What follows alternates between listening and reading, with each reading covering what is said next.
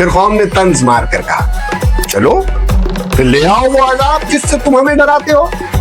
پھر وہی بات. دوستوں انہیں لگتا تھا کہ بات صرف ایک گفتگو ہے, اللہ کی بات صرف ایک گفتگو ہے, ایک مذاق, ایک کہانی ہے.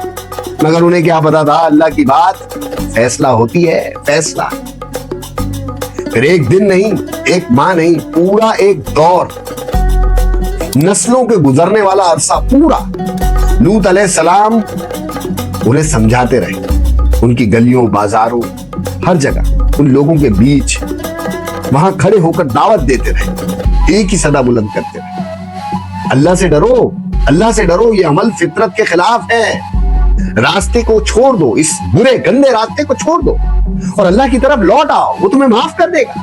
مگر جواب میں وہی چہرے, وہی طنز, وہی غرور.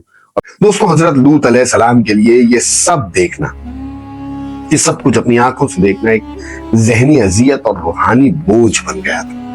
آخر کار آپ کے قلب میں وہی بے بسی اتری جو ہر نبی کے امتحان کا سب سے بھاری لمحہ ہوتا ہے. آپ نے اپنے رب کی طرف رجوع کیا اور دعا کے لیے دامن پھیلا دیا.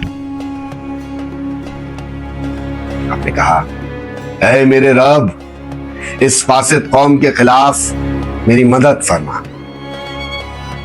اور یہاں سے, یہیں سے اور یہاں سے اللہ کے فیصلے کی ہوا چل پڑی.